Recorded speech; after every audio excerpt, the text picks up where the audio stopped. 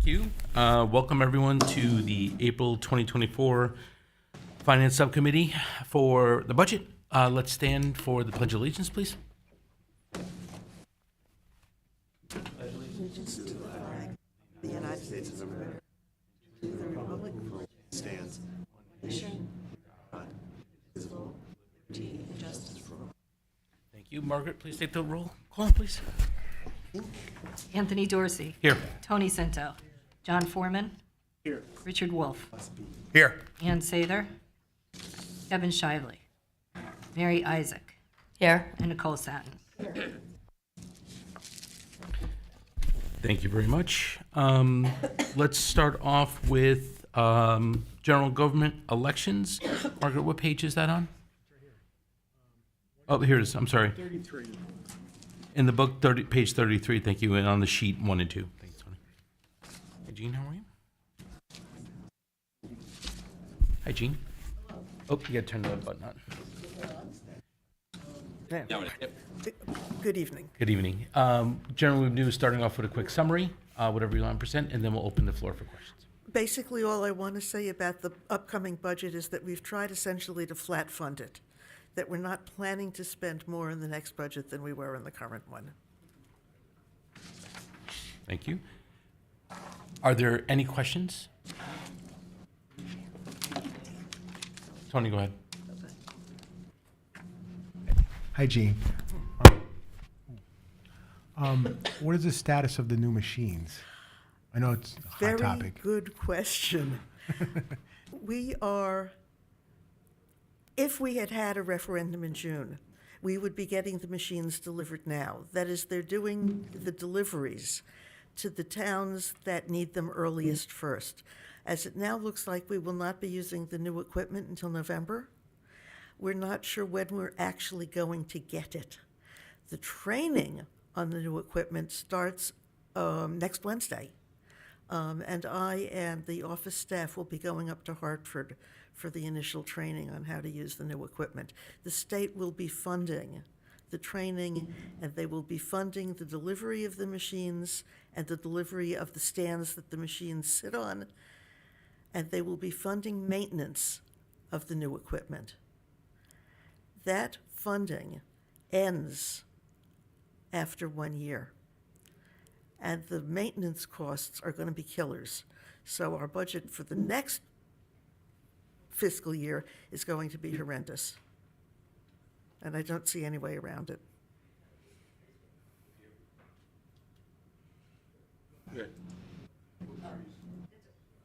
It's probably, oh God, I'm sorry. It's probably the same question we all have. Why would the maintenance cost be going up on new machines? That's Well, a very but versus good what we have, question. but the old machines you think are going to be breaking more. The old machines were simpler. And also, the real kicker on the new technology is that there is going to be a different machine for absentee counting than there was under the old system. Under the old system, all the machinery was exactly the same, all of it fairly low speed, requiring somebody to feed in the ballots one at a time, which is one of the reasons why we often didn't get the absentee ballot counts until 2 in the morning. The new machinery, you take the absentee ballots out of their envelopes, you shuffle the envelopes, you stack the ballots, and the machine just goes and takes them all. But the cost, the annual maintenance costs, are probably in the $4,000 per machine range for the high-speed ones, and they're probably double for the low-speed standard ones, and we have no choice but to use the maintenance people that come with the contract. Machines? That's the other thing. We have to have 20 of the regular machines, not counting the early voting machinery, so we're reasonably looking at 22. That means, under the current state of the Connecticut law, there must be one machine and one backup for each district. And we're talking state districts here, the 10, not the 7. So right there, that's 20 machines for the schoolhouses, plus whatever we're going to be using at the early voting site.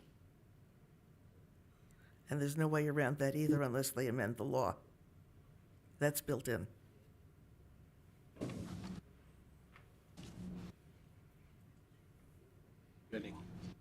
So this contract has already been signed Has to be, yes. with the maintenance company. All right, let me say this. Speaking unofficially, I'm glad that we're on track to get the new machines. The old ones are breaking down at an increasingly rapid rate of breakdown. Speaking as a human being, I thought that all 4 of the finalists for the state contract were terrible. And Tracy Vonick agreed with me, by the way. We both went up to Hartford to look at the systems before the contract was entered into by the state. And we're in public. We're disappointed. All right, but we're stuck. This was, of the 4 finalists, quite frankly, the one that the state chose was not the worst.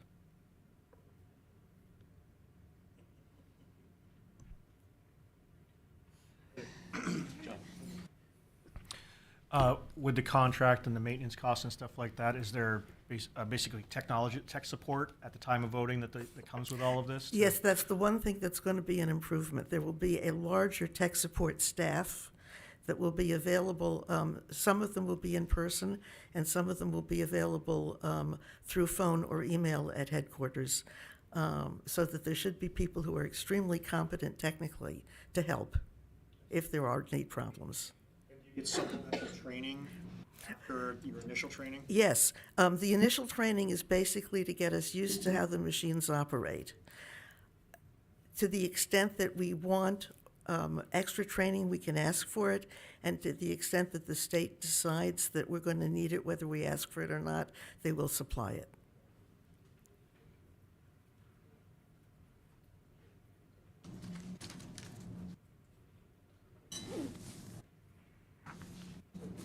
Hey, Gene, Yeah. I just have a question.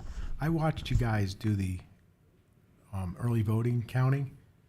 I mean, that process they gave you guys is awful. Are they gonna let you guys start, like, are they gonna change it so you guys can start counting, like, in the morning? Or at least take them out of the envelope? The whole, I mean, you. Oh, those- it's better than that. If we can get the state law amended, the one thing the new machines do much better than the old ones did is the old ones, as soon as you turned the machine off to move it or whatever you were going to do, it started running the tape and it got you the results. The new ones don't. The new one, you can tell the machine, hello, we're putting you on pause. We're about to turn you off for the night. And it saves the results. So that if we can get the state law amended, there will not be any of this brouhaha with having to open envelopes and feed the ballots in at the last moment on election day. They will be in the machine on the day they're voted, and they will be locked up at night and saved. And we will not get the results till election night. I felt bad for the people who were taking them out of the envelopes. It was brutal. It was absolutely awful, and we had to have 7 two-person teams just to get done, and as it was, we didn't get the preliminary results in until about 1:45 in the morning, and we had to recount because there are things the state requires us to report that they were not able to supply us with on the night. So we were actually there for the next 2 days in my office. It was brutal. We are hoping to be able to avoid the whole thing.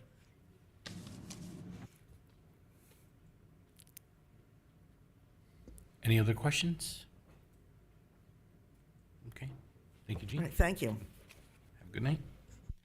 Now we'll move to Michelle Jacob for Social Services, covering Mayor J. Sherlock Counseling Center, Social Services. That's page 331 for the Mary Sherlock Center and 321 for the Social Services, page 11 on the sheet.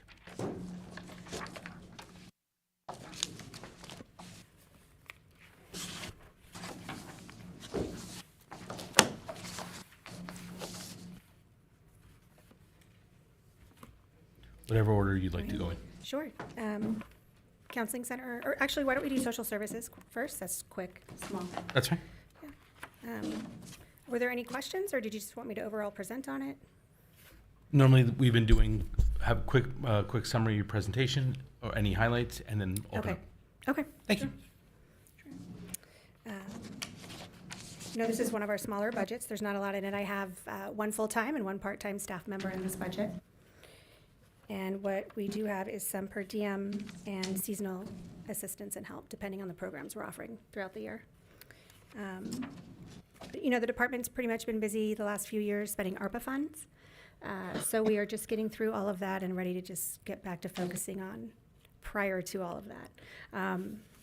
There's not much really in here, I think, that we've added besides per diem services, professional contracted social worker.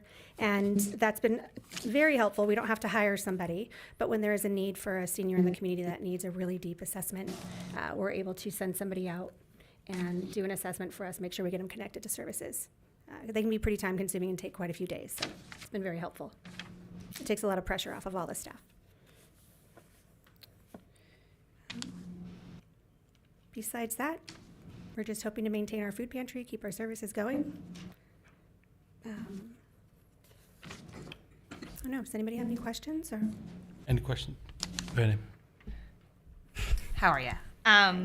So I see on your goals that you're gonna have, or you're hoping to establish like a legal probate, like a legal service for citizens. What might that look like? Just It's an like information station. Like, yeah, like a volunteer, like how's that gonna work?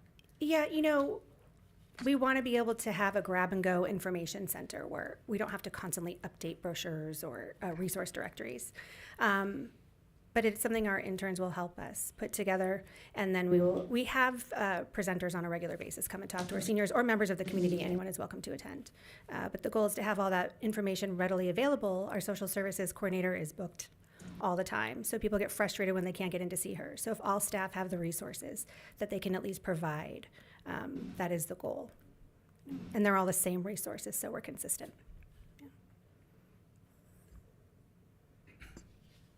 Any other questions? Okay. Okay. Ready to move on? Sure. Absolutely. All right, Counseling Center.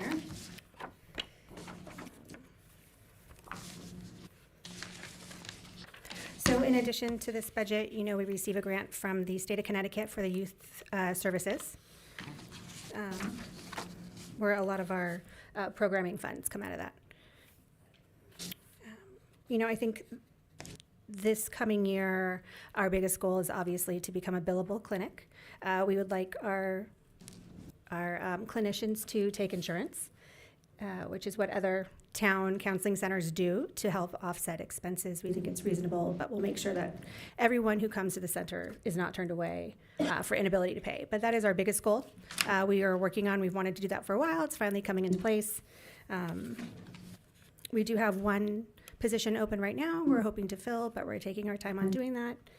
Otherwise, there's not many more expenses we add into this budget. I think the only one that was maybe $2,500 was for consultation fees for someone to assist us with beginning our billing services. And,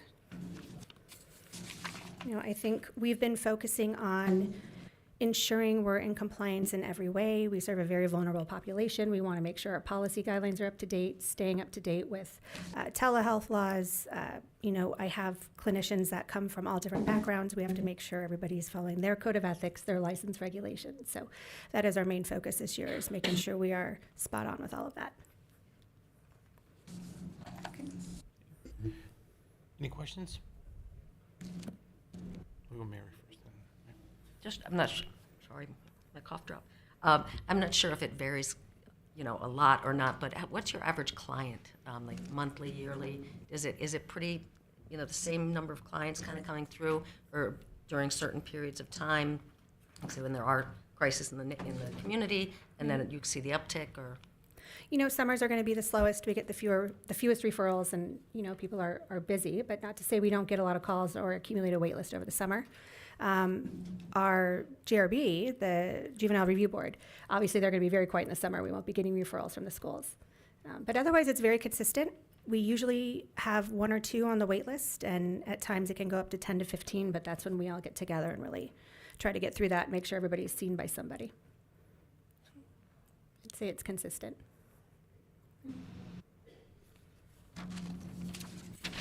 Any other questions? Tony, go ahead. Hi. I have a lot of questions, but it's probably going to be executive session questions, but this one you might be able to answer. Okay. On the audit report, it says that you guys put a weekly bank deposit form in. Why is it only done once a week? Then And- daily, and secondly, is there money left in that building at night? Okay. So just so I know what audit report is that, or what year is that from, so I know if I was there or not, and, It says April 2024. okay, so that's who we worked with Rebecca, okay. That's this one. Yeah, yeah, Should we go to executive session since you're asking about money, security? You know what I mean, Yeah, because this is gonna be lengthy, so I don't know if you want to wait till after 7 o'clock. whatever, I'm just saying instead of having this Because conversation. I got at least 10 questions on this place. So the question is, if it's something specific around security, is this an executive session topic? Okay, Okay. thank you. We'll have to Okay, wait till we'll after, wait. after the public hearing. okay, Any other questions? okay, Okay, thank you. all right, thank you. Okay. Sorry? Yes, please. I'm just gonna pause for 1 second while we get, Tom, well, did you have anything for today on the agenda, or was it just in case there was? In case that goes to executive. Okay. session, I'm here for that. Okay, thank you. So, yeah. And we'll just pause for 1 moment.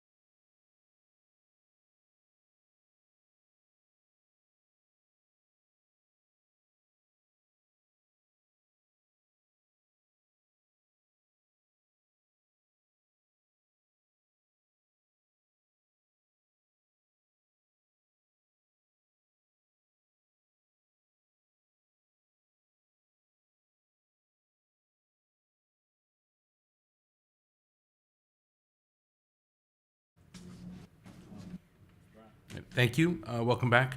So I think we'll do is we'll finish with Parks, Recreation, Community Theater, and then do the public hearing, and then go into executive session. Okay. So George, if you want to start, George or Dimitri. Okay, Dimitri coming up. Welcome. For yesterday, this will be in the book, page 401, and on the sheet, page 14.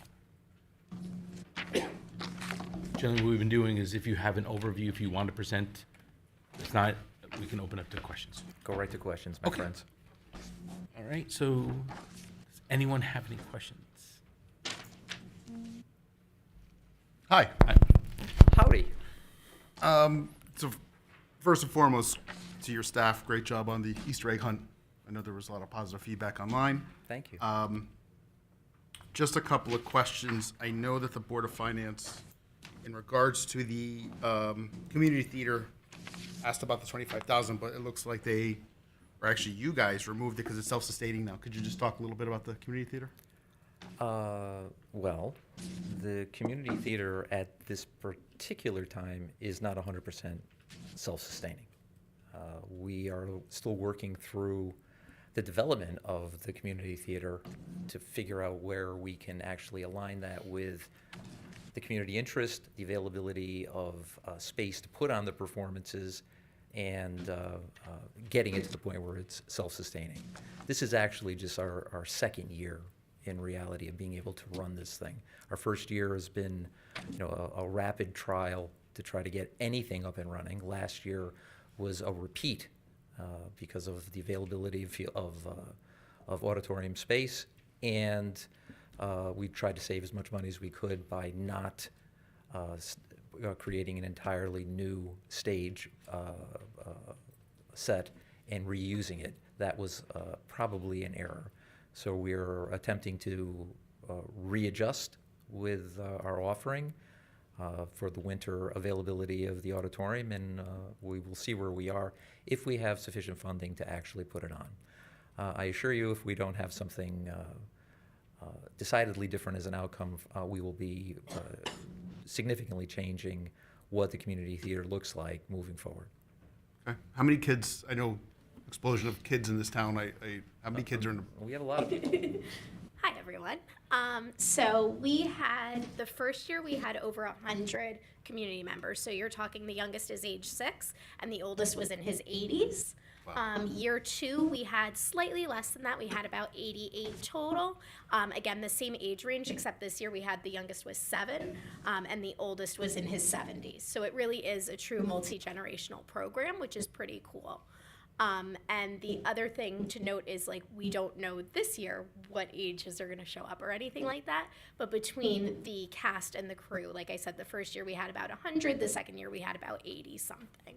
And is revenue generated just from ticket sales, or do they pay like a membership fee or anything like that? So the first year we did not charge anybody anything.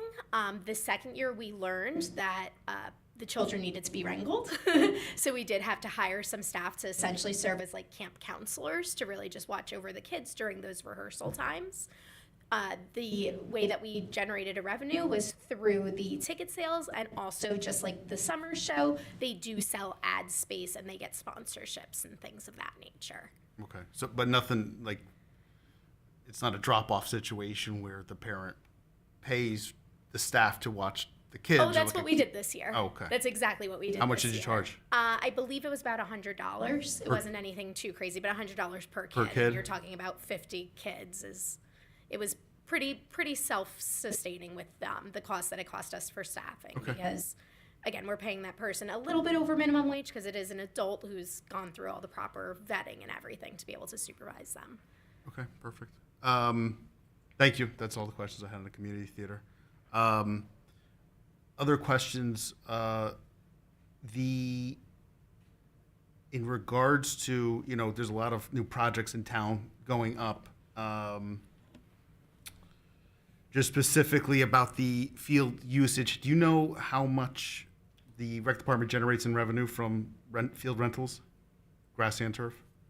I don't know it off the top of my head, but I certainly can generate that pretty quickly. Yeah, just curious, just as a revenue source, because I know that there's a lot of talk about how much money's gone towards the youth programs in town versus other projects that the town's working on. So I would love to just see I don't know if broken down by program, if you can get me that, or if I don't know if that's Gretchen or someone. That may be a little bit more complicated, but not impossible. Okay. And we have always done as a department quite well at achieving our revenue goals, and it goes up every year, it seems. Yeah. So we're figuring it out one way or another on a general basis. If there are a few programs that aren't completely at self-sustaining level, we have others that more than compensate for it, and in some of them we actually believe we should be providing those programs to the community at large at as low a cost as possible, and we just try to seek the balance in between. Mm-hmm. Not every specific program that we run is 100% budget neutral. Yep. What I know you're trying to start up men's softball again this year. It's up. I played in the league for a couple of years myself, but now the legs and the knees just don't want to do it anymore. How many teams do you anticipate? What do we have? Come on up. And a back. Okay, so we had our managers meeting already, and it looks like we should have about a dozen teams total this year for men's softball. That is split between the two leagues. A couple of the teams have opted to go from the Sunday league back to weeknights. And the other plus note is that we also have absorbed a few teams that had left to go to other leagues that are going to come back to us. Unfortunately, in true men's softball fashion, this moment in time, only 2 teams have registered. But I've heard from everybody. They're coming. It just, you guys know how that works. Yeah. They'll be back. They'll be back, though. I have good faith in it. And the plan is that we are running that weeknight league as long as we have at least 3 or 4 teams, in hopes that then next year we'll be able to expand more. What's the residency policy with the league, or do we have one? We do. So it's a little bit skewed compared to how like our programs for residency are for like summer camp. So it is 80% residency. However, your residency could be that you graduate from Trumbull High School. Sure, grandfathered Or in. that, yes, exactly. You can be grandfathered in. And the other exemption is a business that is owned, a Trumbull-owned business can have a team that the owner of the business must be a resident. The business must be in town, but then they could have a team. Sure. So there are a couple of exceptions there, but I will say overall, it is the majority of the gentlemen playing are residents. Is that specifically, I'm sorry, is that specifically just for softball and sponsorship or any of our? No, I'm just curious just on the softball aspect because I know that's Got it. coming back. Yep. I actually played for 3 Sounds like years. we have another and team got coming to- back. not me, maybe the team without me. But I know just from running AYSO, I know insurance costs have and liability issues. AED machines now, New York and California, other states have that you have to mandatorily have these at fields now. Do you anything with insurance? Like, how do you kind of monitor if you have a non-resident that gets injured? Anybody's covered underneath. So the way that the town's insurance works, that's why everybody has to register and everybody has to like write and sign their names on things. So anybody that's underneath our program is underneath the insurance. That's part of what they actually pay for. And with men's softball specifically, we also register with whatever it is, the United States Softball Association. Yeah. So we're also covered underneath that also. So it's kind of like a double coverage there. But with any of our programs with the insurance, I will say I am a little ignorant. Maria might be able to answer better than I can about our rising costs of insurance. But I will say that that is not something that directly affects our programs. That is something that, again, all of our programs pay into the insurance in the long run. All of our income ends up going into the general fund, which I do believe helps with that. I'm struggling to get through that, but I feel like I've got it. We got a nod over here. Yes. I got a nod out of Maria, and my day is complete. What about, has the state contacted you about AED machines? So or? with that right now, the like regulations and stuff, we are covered because we're close enough to the police department. Okay. That all the police the squad cars and EMS are all equipped with AEDs, so they're able to get to our facilities in the right amount of time. As are the Rangers. And so are the Rangers. I forgot about the Ranger trucks Okay. also. The Rangers carry. So all those vehicles have the AEDs. So while we don't have them specifically in the parks just yet, in all of the parks, they are at some of the parks. Simply, we have them at the pools. So they are close enough that we're still within all of the requirements at this moment. in We time. search for like securable facility where we can house them at this point. Well, that's why we sort of gone on the road with them. Yeah. As much as possible. Okay. Last question, again, just going back to non-residents. I noticed Technique Tigers renting out fields at the high school. I've known, Christian Heritage gets field space.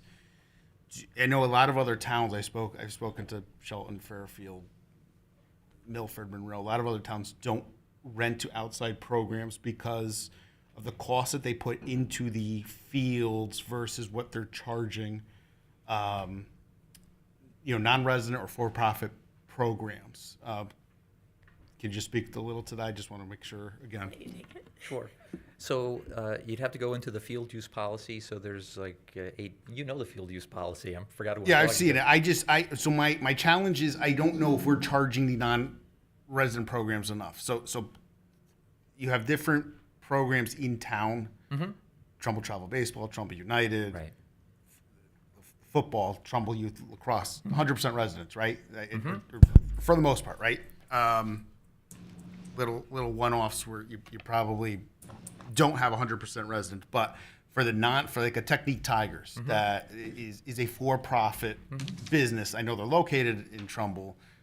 I just want to make sure, number one, more than anybody, there's field shortages in town. Yes, there are. So my number one concern is, are we giving field priority to non-tax-paying, non-resident programs? And if so, are we charging them enough to make sure that we're covering the costs to maintain the maintenance on the fields, damage to anything like that? Two different questions. I can answer both, or I hope to. First and foremost, we do not give priority to non-residents ever. The field use policy is elaborate to a fault at trying to filter that through based on the school. We'll make it very simple. At Tier 1, it's the school. It's the school athletic programs, which they themselves sometimes aren't 100% residency. Yeah. But technically, as to the field use policy, they get everything first to their request. Then the rec programs, whichever way that we factor them in, Yep, and 2 on, and 3. Yep. and on down we go. Yep. And then there's the majority of our traditional in-town organizations are Group 3 or 4, but a Technique Tiger might be a 10. Now, so we do have that separation, and the reason for that separation is, yes, to try to have a cost differential between, a benefit for a resident versus a non-resident, but more importantly, because we have the field shortage, it filters. So it allows us to, everybody who's in a Group 3, well, Group 3 Right. is the request, you filled in all of the spaces, and then by the time you get to the back end of it, there may be opportunities for Group 10 rates so that we can actually bring in additional revenue, but it's never at the expense of any resident group. So, And the rate, that's a debate as to whether or not it is sufficient, where you want to put the cost cap.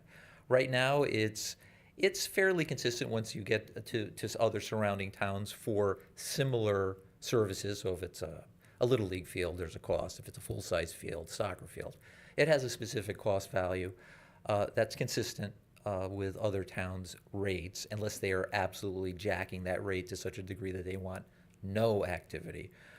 which towns do? Shelton, being one. I'm saying yes, in case you're looking for that activity, it will reduce our revenue, our revenue ability, and the ability to use the facilities that we actually have. As long as that policy is adhered to, no resident group should ever be impacted by somebody else coming in and paying a higher rate. We can always look at changing those rates. That is within our purview. But right now, we're pretty close unless we really just want to shut it off entirely. Could, in addition to, I know you said you could generate the revenue of different programs and it might take time, could you also include Technique Tigers? I can give you you mean where they fall? Sure. No, not where they fall, but how much revenue we're generating from Sure. the non-trouble, so, okay, thank you. That's all I have. G. Nikki, Mary, you had your hand first, and then Belinda. Is up. Sorry. Dimitri, I'm trying to remember. I know we used to have the softball revenue account. I don't know if that's still active or that stopped when the lights were not working at Indian Ledge anymore. It still exists. But it wasn't It being. wasn't generating Yeah, money. it wasn't being generated. So is that going to be, our team's going to be asked to, if they're playing evenings, to put money towards that to Yes. offset the lights? Okay. Yes. Yeah, it's there. For example, I mean, we still have lights at like on Indian Ledge Yeah. 2, the artificial field. Those fees all go in there for replacement lights and repair. Okay, so that'll be included. And then I do have a community, just because you're comfortable, community theater. So, and I'm not positive, I had asked, I think last year, we were told that it generated 75,000.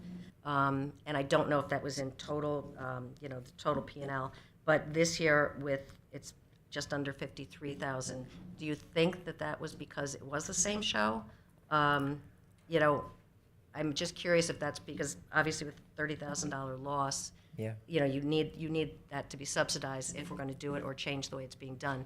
But do you think most of that is because of the, having the same show 2 years in a row? So I feel that definitely contributed to the response to the program and the participation in the Yeah, program that's as less, well. I mean, yeah. it goes both ways. I don't know the right way to say this, but we need to actually have the proper location and different times to be able to mix up the type of offerings that we have. If we're going to be jammed with the only available space the week before Christmas, waiting for Godot is not going to be the performance we're going to put on. But we are exploring other options for other venues that we might be able to put on other performances throughout the year. The barn, I'm kidding. Not necessarily. Anything that, you know, the downsizing the scale of the performance is not out of the question. You know, for us, the number one goal is the participation and the experience. And then, of course, you know, trying to balance that out with what our, you know, the reaction to the public when we actually put on the performances. But I want people to have a good time first. And then there's no fee for the adults, only for the children. So are they, like at the high school, typically you have a fee, and then you also have to commit to raising a certain amount with selling the ads for the program. Are they asked for a certain amount since they're not being charged a fee to participate? Yes. So with adults in community theater, it's very rare, if ever, that you would have to pay because you're volunteering your time to put on a production. But they are held to the same ad space sales as the children. So everyone has to do the same thing across the board with the sponsorships. Okay. That's all I have. Thank you. Thank you both. So clearly, summer camps, right? That's where we run the largest deficit, it looks like, in programming, would you say? Programs. So my question is, when was the last time that we did raise fees for summer Last camp? Last year. Was it? Yes. And We went from $100 for 2 weeks to $175 per week. so it was substantial. Yes. Okay. Yes. And we did the year before as well. Yes, I apologize. I think we did 100 to 150 for the 2 week, and then last year we did single week sessions at 100. And are there any are there expenses that stand out that are going up? Yes. Quickly? So the busing for trips is something that we have no control over, unfortunately, and there's no way to predict what that will be from year to year. So if you look at like what we've paid historically, 1 year I believe our buses were $7,000, and then the next year, same amount of trips, same amount of buses, was about $20,000. So there is no rhyme or reason. I can tell you. Last year, a coach bus was $3,000. I got a quote this year, fully expecting the coach bus to again be $3,000. It's $1,300. Went down. So it really fluctuates, and I do think that that's probably based on like the price of gas and things like that. But these are costs that there's no way for us to predict. And there's no way to lock into. Unfortunately, I have been in contact quite a bit with the finance department about what we could do about busing. But unfortunately, since it's variable by year, there's not anything we really can do, and our trips do change yearly to keep the kids interested as well. What about school buses? You've That's what we gone use. down that? Oh, that's what we use. So Oh, we 'cause you use mentioned coach coach. buses Okay. if we're going over an hour and a half away. We have had children have accidents on the buses before. Yeah. So if we're crossing a state line or if we're going over, I try and do like an hour and 20 because we're going to hit traffic. We'll book a coach bus. So our first 2 trips this year, we happen to be going to New York State for both of them. So we have booked coach buses for that. The other downside of our trips, which again is a huge draw of our camp, is that we are booking that bus, and I have paid for those tickets now. And I'll just we're starting camp very early this year. School's getting out early. We're starting early. The first week of camp, we only have about 60 kids registered in total right now, but we are still locked into that 100 that I've booked. So that's the other unfortunate thing about what some of those expenses with camp that we don't have control over.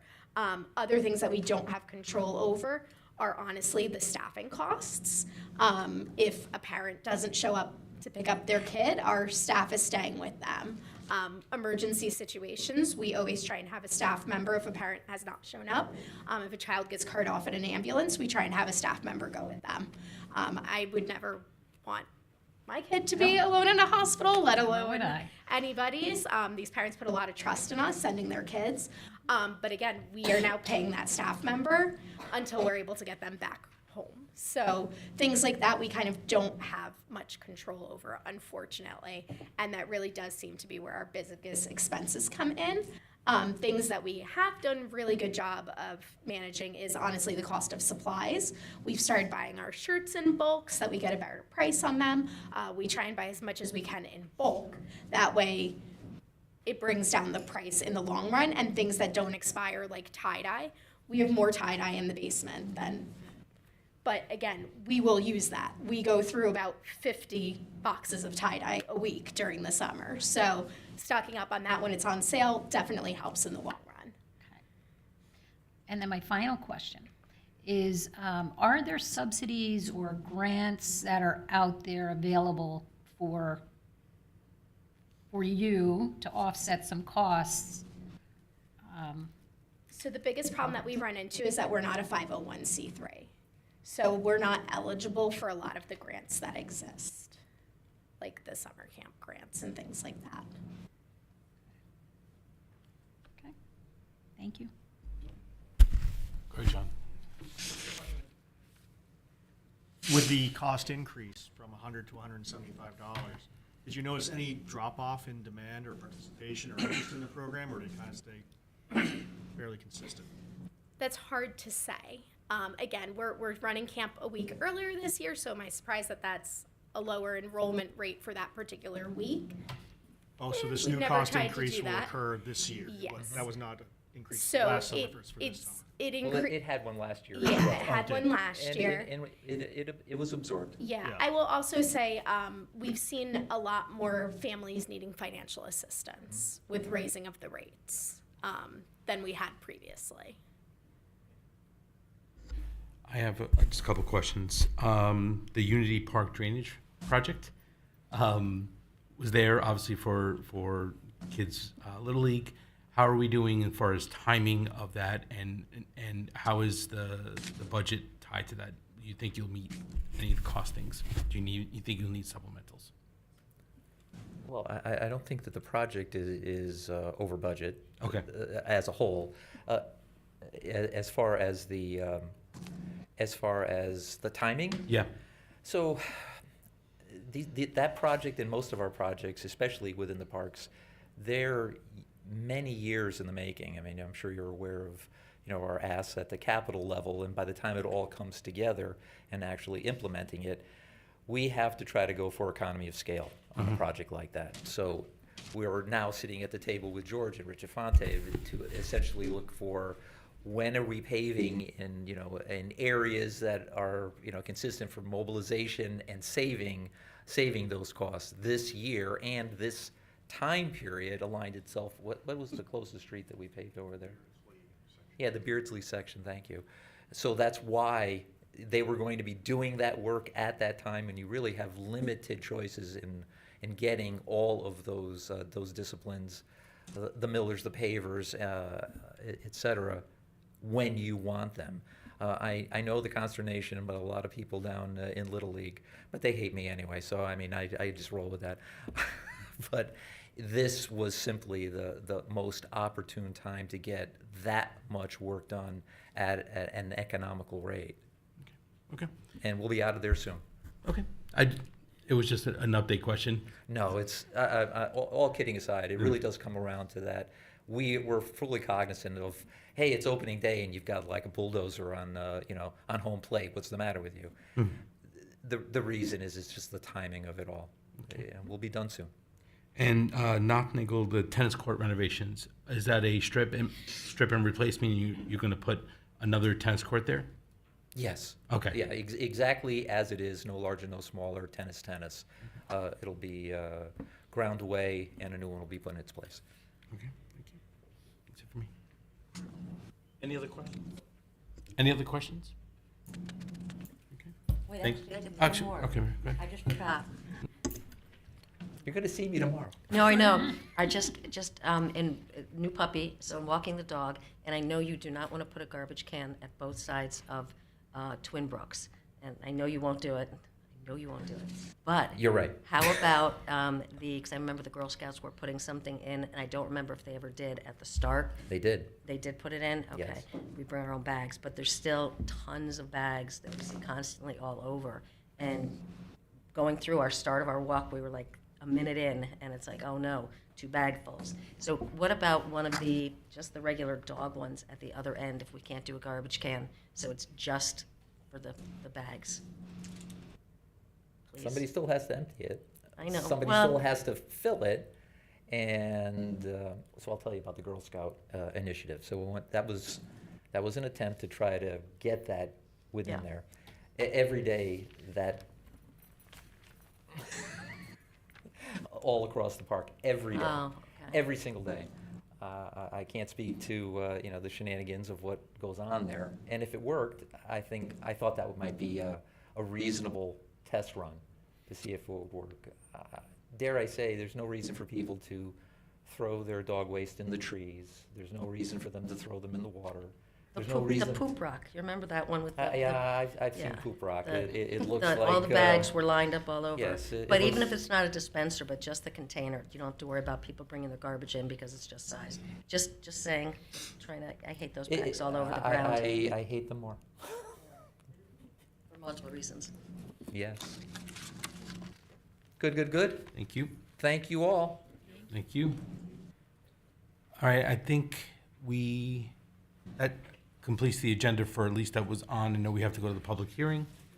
So, looks like there's one person here for public hearing. I will open it.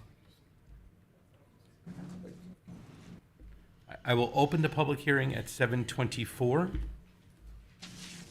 Give a chance for anyone to speak. Okay. If there's no, then I will close this at 7:25.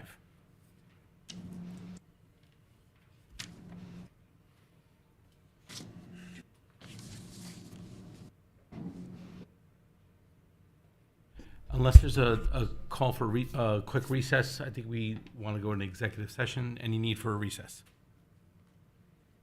Okay.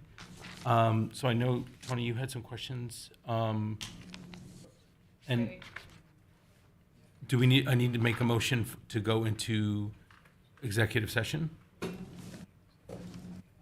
And so I need to also know who will be in it And what the purpose is. and what the purpose. So can I have a motion, please? I make the motion to go into executive session. And what is the purpose? Yeah, Tony. Just a multi-person motion. Okay. Many questions that were asked last night, we didn't get answers for, and Mr. McCarthy said he'd answer them tonight in executive session. And what budget are we talking about?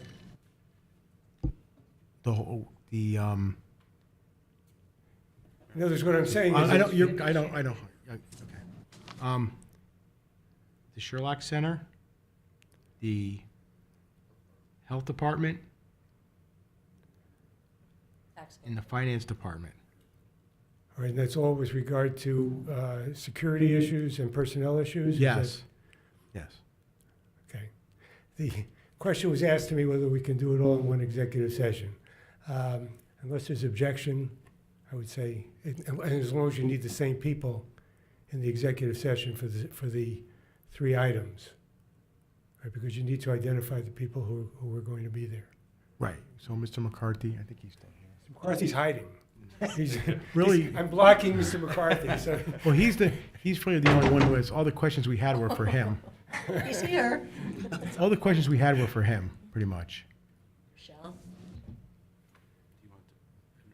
Yeah, and I guess Maria could stay too. Michelle, Maria, Yeah, Vicky, yeah. Sure, Cindy, me, if you want to stay. if I want to stay. It's up to you. I came out, Okay, with that said, we've You know, Tony, defined. I'm 3 months post-surgery, and I'm still limping, so Oh, it happens. So we've defined the motion. Do I have a second? I'll second. Okay. Without any discussion, can we vote by unanimous consent? Any objection? Okay. Then we will go into executive session starting 7:26.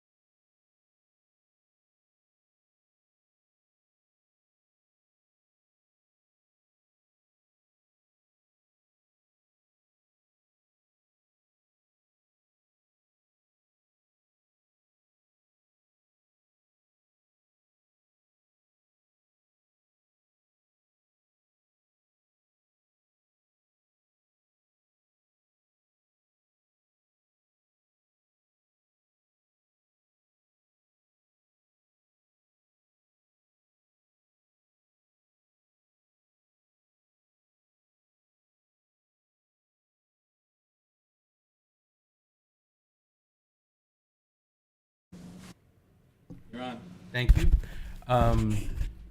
So we are returned, do I have to go through the motion for this or announce who made the motions for the return? Okay, all right, thank you. Well, we are now done with the hearing for today, April 24th. Do I have a motion to adjourn?